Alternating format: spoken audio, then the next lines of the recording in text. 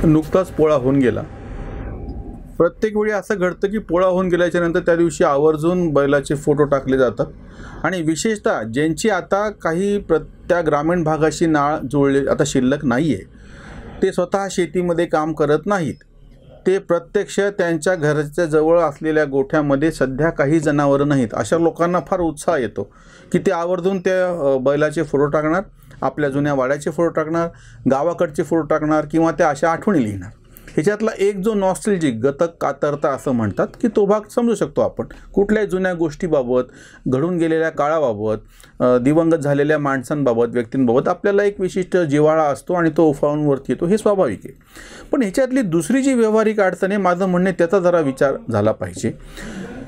गोवंश हत्या बंदी हे विधेयक पास झाल्याच्या नंतर सगळ्यात मोठी अडचण ही झाली की शेतकऱ्याला त्याच्याकडची भाकड जनावरं म्हणजे भाकड गायी आणि डंगरे बैल हे सांभाळणं ही मोठी जिकिरीची गोष्ट होऊन बसली। कारण की तुम्ही गोवंश हत्या म्हणजे गोहत्या हा वेगळा विषय आहे, बऱ्याच जणांना ह्याच्यातला फरक कळत नाही। गोहत्या आपल्याकडे त्याला बंदी, त्याच्याबद्दलच्या भावना हे आपण सगळं समजू शकतो, त्याचा आपण सन्मान करतो। अगदी आधीच्या काळापासून सुद्धा हे कळत नकळतपणे अस्पष्टपणे आपल्याकडे वापरात आलेलं आहे। पण गोवंश म्हणजे बैल आणि बाकीचे जे गोरे असतात ह्या सगळ्याच्या संदर्भात सुद्धा जेव्हा आता असा नियम आला की बाबा तुम्ही ह्याची हत्या करायची नाही, तर ह्याचं सांभाळायचं कोणी याचं उत्तर देत नाही। सगळ्यात मोठी अडचण केव्हा झाली? 1951ला पहिले आपण कायद्यामध्ये दुरुस्ती केली आणि शेतकऱ्यांचा जमिनीवरचा हक्क हिरावून घेतला। शेतकऱ्याच्या जमिनीचे तुकडे केले, जमीन छोटी झाली। शेतकऱ्याची जमीन अधिग्रहण करताना शेतकऱ्याला विचारायची गरज नाही, हा फरक लक्षात घ्या। म्हणजे जमिनीचे छोटे तुकडे झाले, त्या शेतकऱ्याचा जमिनीवरचा अधिकार निघून गेला आणि त्याला त्याच्या बदल्यामध्ये किती मावेजा द्यायचा हे सरकार ठरवणार। त्याच्यावर तुम्ही थोडंफार भांडू शकता, पण तुम्ही मी जमीन देणार नाही असं म्हणू शकत नाही। म्हणजे जमिनीचा प्रॉब्लेम झाला। गावोगाव ज्या गायरांच्या जमिनी किंवा देवराया होत्या किंवा माळ होते त्या ठिकाणी ही जी जनावरं घरची असायची म्हणजे गाय बैल, तर त्यांना चरण्यासाठी त्या ठिकाणी चराई उपलब्ध होती आणि गावात काम करणारे जे छोटे मुलं असायचे ते विशेषतः गुराख्याचं काम करायचे। आता तुम्ही काय केलं, एक तर बाल कामगाराची बंदी, त्याच्यामुळे ती मुलं उपलब्ध नाहीत, चराई उपलब्ध नाही, विकतचा चारा आणून जनावर जगवणं ही गोष्ट फार अवघड आहे, म्हणजे व्यावहारिकदृष्ट्या अवघड आहे। ह्या सगळ्या परिस्थितीमध्ये आणि जमिनीचे छोटे तुकडे झाले, म्हणजे जमिनीचे तुम्हाला एक तर लँड सिलिंग म्हणजे किती जमीन धारणा कायदा आल्यामुळे एका माणसाला किती जमीन असावी, 54 एकर कोरडवाहू आणि 18 एकर बागायती फक्त तुम्ही नियमानं घालून दिलेली आहे। त्याचे जेव्हा तुकडे पडतात म्हणजे अक्षरशः 2 ते 3 पिढ्यांमध्ये तो माणूस अल्पभूधारक होऊन जातो आणि 2-3 एकरचा जर छोटा तुकडा असेल, हा तुकडा म्हणजे वहीत करण्यासाठी जनावरं पाळणं मुश्किल होतं। जर मोठा तुकडा असेल तर जनावरं पाळता येतात आणि हे चक्र कसं होतं की तुम्ही गाय घरी असायची, त्या गायीच्या पोटी गोरा जन्मायचा, तो गोरा तुम्हाला शेताला कामाला यायचा, कालवड जन्मली तर ती पुन्हा दुभती गाय म्हणून कामाला यायची। आता हे चक्रच बिघडलेलं असल्यामुळे जनावर सांभाळणे ही गोष्ट मुश्किल आहे, कारण की त्याला चराई नाही, त्याला सांभाळण्यासाठी वेगळा माणूस ठेवणं परवडत नाही। मग अशा काळामध्ये माणसं व्यावहारिक पातळीवरती ट्रॅक्टरनी किंवा बाकीच्या यंत्रांनी ती कामं करून घ्यायला लागली। मग तुमची जनावरांची गरज संपली, छोटी शेती छोटी झाली, वहीतीला अवघड झाली। या परिस्थितीचं वास्तव समजून न घेता हे जे कौतुक चालतात की बाबा गाय कशी चांगली आहे, बैल कसा म्हणजे चांगला आहे, बैलाचे कष्ट आणि बैल कसा म्हणजे जसं काय माझ्या खानदानामध्ये जन्मलेलाच कोणीतरी आहे, हे जे सगळं गारुड उभं केलं जातं ना शब्दांचं, हे तेव्हा शक्य आहे की जेव्हा त्या माणसाला स्वतः बैलाचं काहीही करावं लागत नाही, गाईचं शेण काढावं लागत नाही, दूध काढावं लागत नाही। म्हणजे हे सगळे जे काठावर बसलेले आहेत ते मोठ्या कौतुकानं सांगतात गाय कशी आहे, माय आहे आणि बैल कसा आहे काय काय जे सांगायचं ते, पण प्रत्यक्षात ज्याला ही जनावरं सांभाळावी लागतात ते सगळे लोक ह्याच्यातून लवकर सुटका कशी होऊन जाईल हे पाहत असतात। आणि ह्याच्यावरती जो घाला घातला गेला गोवंश हत्या बंदीमुळे, त्यामुळे ही जी सगळी भाकड जनावरं आहेत, डंगरे बैल आहेत, भाकड गायी आहेत, यांना सांभाळणं मुश्किल झालं। त्याच्यामुळं आणि नंतर अपेक्षा अशी होती खरं तर हा कायदा आल्याच्या नंतर तुम्ही ह्या भाकड गायींना सांभाळण्यासाठी, डंगऱ्या बैलांना सांभाळण्यासाठी मोठ्या प्रमाणामध्ये व्यवस्था करायला पाहिजे होती.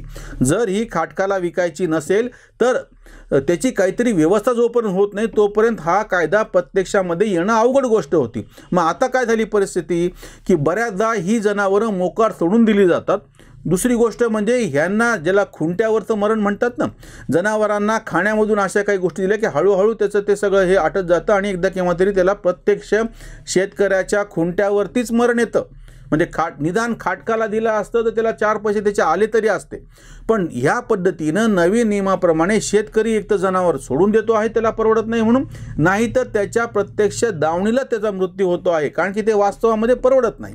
जागा छोट्या आहेत गावांमध्ये, बाकीच्या सगळ्या गैरसोयी आहेत, पण हे काहीही समजून न घेता उंटावरचे शहाणे आपण ज्यांना म्हणतो ना, ते म्हणजे जे शहरात राहतात ना त्यांना कौतुक असतं की गाव किती चांगलं, खेडेगावामध्ये कसं स्वच्छ वातावरण आहे, खळखळ पाणी कसं वाहत आहे, ताजं दूध तुम्हाला मिळते, ताज्या भाज्या, हे सगळे कौतुक जो शेती करत नाही तो आवर्जून करतो. आणि जो प्रत्यक्ष शेती करतो, शेतीमध्ये मेहनत करतो, त्याला त्या अडचणी समजतात, ते त्याच्यापासून व्यावहारिक मार्ग शोधायचा प्रयत्न करतात. ज्यांना कोणाला या पोळ्याच्या निमित्तानं हा विषय समोर येतो आहे, बैलांचे कौतुक करायचे आहे, त्यांनी ह्याचं पहिले उत्तर द्यावं. बैल सांभाळणारी जी एक नैसर्गिक व्यवस्था त्या गावगाड्यामध्ये उपलब्ध होती ती तुम्ही उद्ध्वस्त का केली? जनावरांची चराई, त्याच्यामुळे जनावरांना लागतो म्हणून कडबा म्हणजे ज्वारी पेरली जायची, मग त्याचा कडबा जनावरांना उपयोगाला यायचा, म्हणजे तो कडबा किंवा तो वाळवला जायचा आणि वर्षभर साठवून वापरला जायचा. आणि हिरवं जे काही गवत असायचं ते पावसाळ्याच्या काळामध्ये किंवा जेव्हा जेव्हा हिरवं उपलब्ध आहे त्या चराईच्यामध्ये किंवा अशी काही झाडं पण शेतकऱ्यांनी लावलेली असतात की ज्याच्यावरती ही जनावरं चरतात, कडूळ वगैरे किंवा लसूण घास आणि बाकीच्या गोष्टी. दुर्दैवाने ही सगळी जनावरं पोसणे ही अवघड गोष्ट झालेली आहे. आणि जी गावठी गाय होती, जिच्या पोटचे जे बैल जन्मायचे, त्यांचा उपयोग शेतीसाठी व्हायचा, तिचं दुधाचं उत्पादन अतिशय कमी आहे, ती फार थोडं दूध देते. म्हणजे दुधासाठी म्हणून गावठी गाय परवडत नाही, त्याच्यासाठी बाकीची तुम्हाला वेगळ्या जातीची गाय घ्यावी लागते किंवा म्हशीचं दूध जास्त प्रमाणात वापरलं जातं. पण आपल्याकडे म्हशीचा म्हणजे रेड्याचा वापर शेतीमध्ये होत नाही, बैलांचा होतो.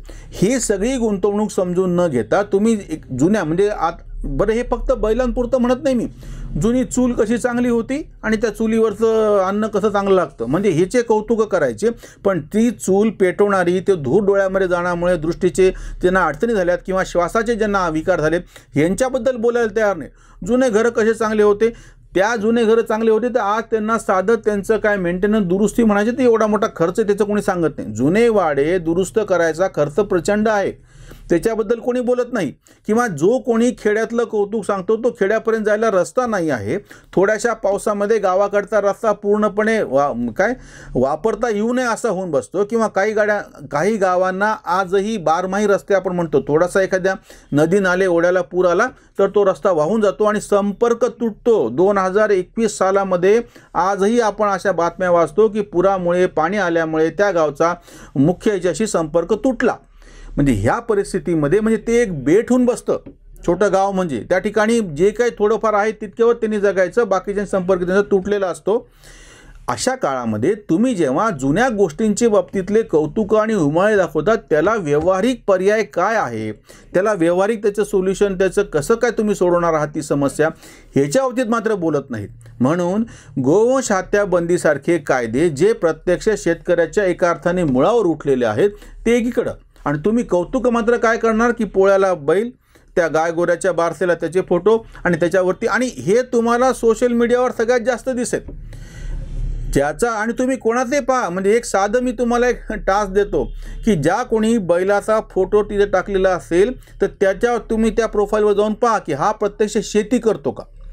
जे प्रत्यक्ष शेतकरी आहेत, जे प्रत्यक्ष आजही गावात राहतात. आणि त्याहीपेक्षा एक महत्त्वाची व्याख्या आमचे शेतकरी संघटनेचे नेते शरद जोशी, ज्यांचा 3 सप्टेंबरला स्मृतिदिन होता, जयंती होती त्यांची, त्यांनी अशी व्याख्या केली होती की जो शेतीवरती ज्याचं पोट आहे तो शेतकरी, ज्याच्या नावावरती 7/12 आहे तो शेतकरी नाही, नावापुरतं गावात घर आहे पण तो शहरात राहतो तो शेतकरी नाही, ज्याचं शेतीवरती पोट आहे त्याला शेतकरी म्हणा, अशी ती व्याख्या आहे. त्या पद्धतीनं जो आज प्रत्यक्ष बैल सांभाळतो, जो प्रत्यक्ष बैलाचा वापर आपल्या शेतामध्ये करतो, जो प्रत्यक्ष ती गाय सांभाळतो, त्याला तुम्ही जे बैलाची पूजा करण्याच्या बाबतीतले त्याचे जे काही तुमचे फोटो असतील ते त्याचं कौतुक समजून घ्या. बाकीच्या लोकांनी हे म्हणजे ढोंग आहे की त्यांना प्रत्यक्ष त्या गोष्टीची जाणीवच नाही, फक्त नॉस्टॅल्जिक गतकातरता जुन्या गोष्टीला उजाळा देणे इतकीच त्याची किंमत आहे, याच्याशिवाय जास्त काही नाही.